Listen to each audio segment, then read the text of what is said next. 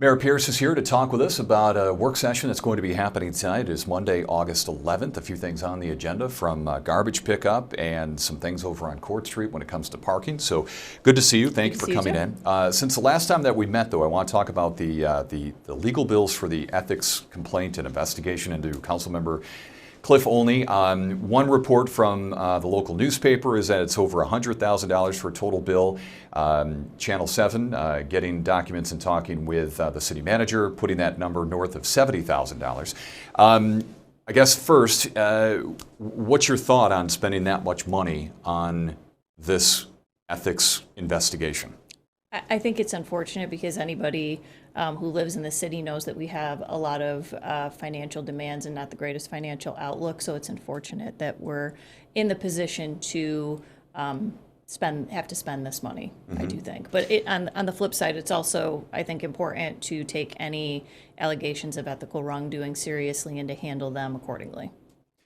With the beginning, I guess the question really that I have is, how the ball got rolling. And you and I have talked about this a little bit in the past, but where did the authorization come from to start this? No vote was taken on council.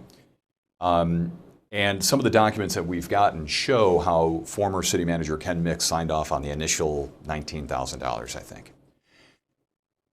Isn't that within the scope of a city manager's duties to sign? They can do that. They can approve those things, right? They can approve those things, and any council member can initiate an ethics complaint. And as far as utilizing an attorney, I think any council member can also tap the legal expertise of our legal counsel. I think Dr. Kimball made the point at our last meeting that we frequently, as council members, will ask the city attorney to look into different things, and that obviously results in a legal bill. So I think this was similar to that, and I also think that I don't necessarily know that we have all the details as to what that $19,000 encompassed. Was it for the assistance with preparing the ethics complaint? Was it for, I know the legal counsel at the time was there to assist the ethics committee with the proceedings of how they should handle it. So, what exactly did that include? I doubt that $19,000 was just for the preparation of an ethics complaint. But it started the ball rolling on the ethics investigation, right? It's sort of the first document to see where someone signed off and said, okay, yeah, Sure, we'll pay this bill and we're going down this road. Does that put to bed any question that, hey, did the city do things correctly to start this process? Because there was no council vote. Do you see that document, the city manager, well within his job duties to be able to do? I do think that the city manager is within his rights as a city manager to be able to sign off on something like that. Like I said, the city manager, department heads, they regularly tap the expertise of our legal counsel, as do council members, without any kind of authorization as to the spending. Mm-hmm.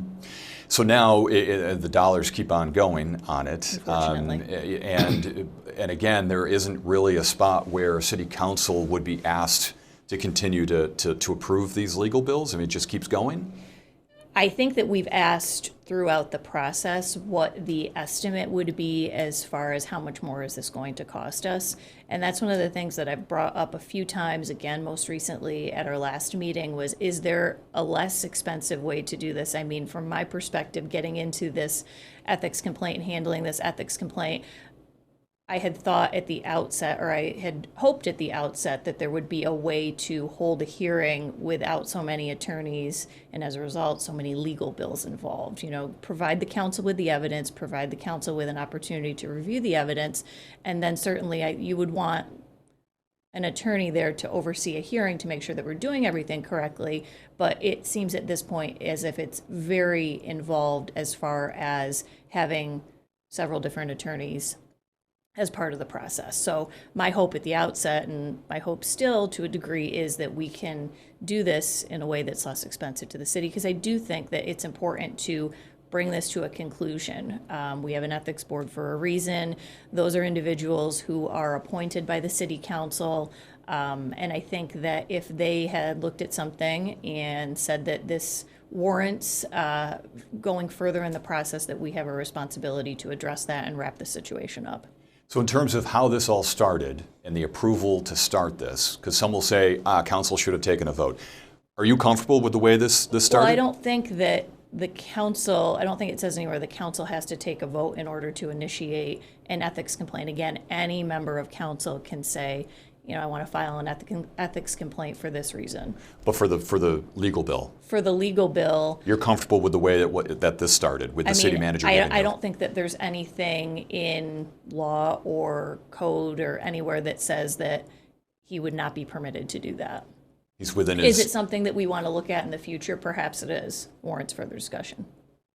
Let's talk about tonight with the work session that's starting. It's going to be 7 o'clock. Work sessions are there to kind of give updates to council on a few different things.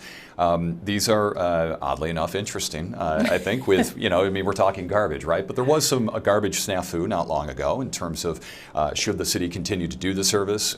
Should it not? How do you make it easier for people to understand where to put the garbage? So you have this presentation tonight, and some recommendations are coming back after a committee got together to improve the service, right? Yes. So what are those recommendations? What are you learning? As you said, there was about a year or so ago a discussion about whether or not the city wanted to continue in the refuse business.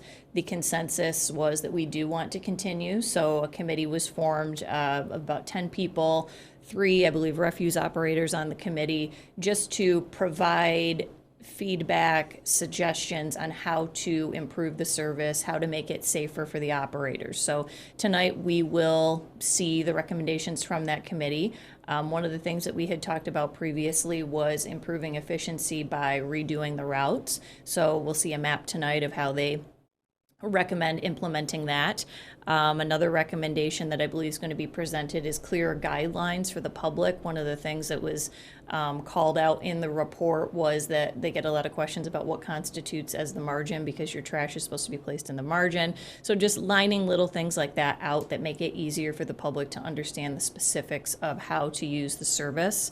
There's also going to be discussion about expanding the customer base and expanding to commercial clients, depending on, I think, a couple of specific details as far as size goes, et cetera. So commercial clients, schools, expanding the service. So those are just a few of the things that I think they're going to be highlighting tonight and we'll be talking through. So the city right now doesn't do commercial pickup? We don't. Oh, okay. So that's a whole chunk of new business potentially Correct. For the city.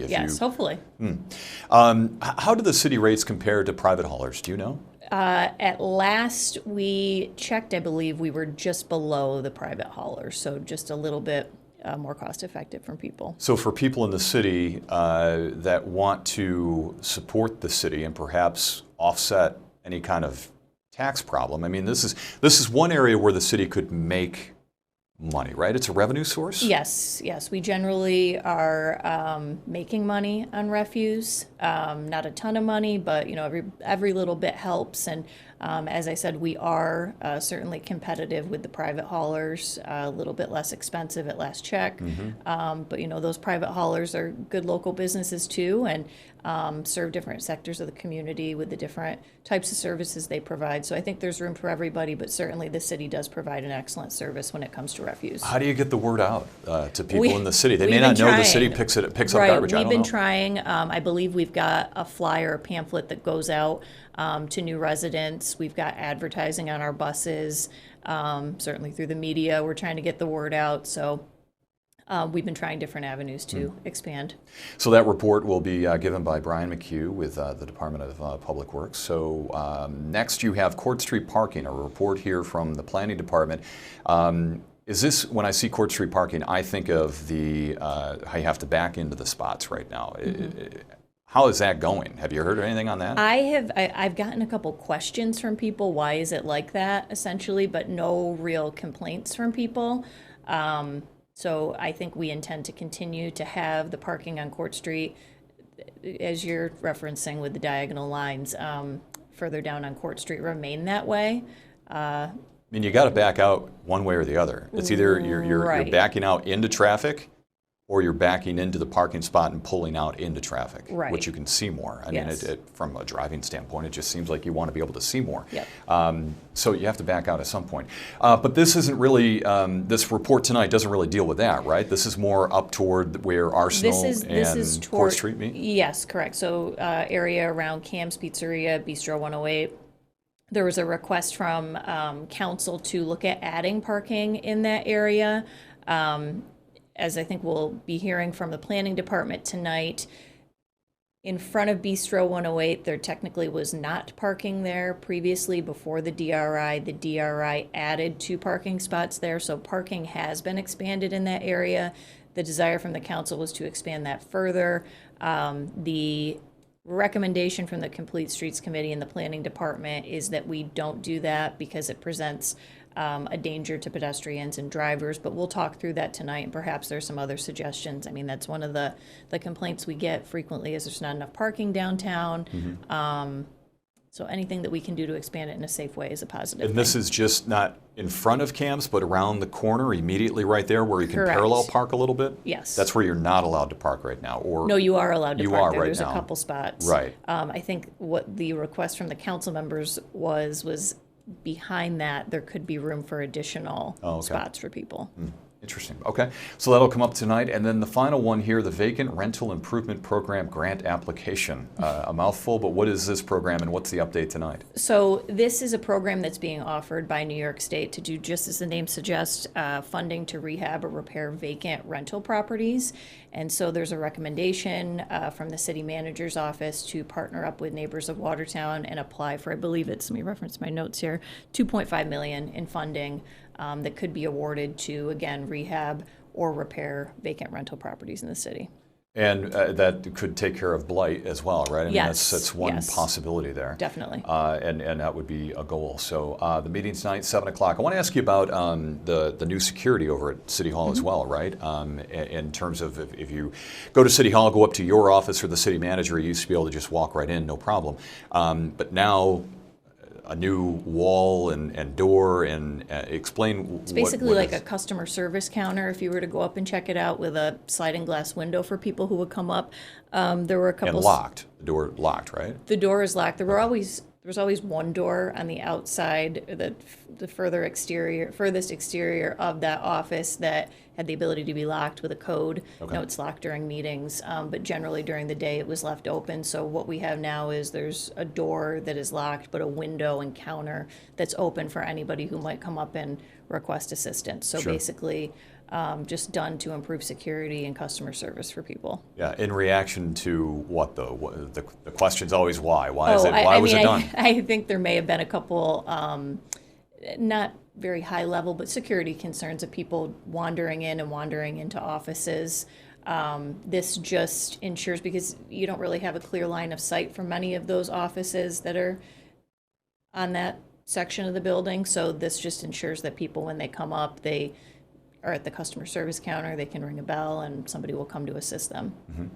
All right, very good. Thanks for your time. All right, thank you. 7 o'clock tonight.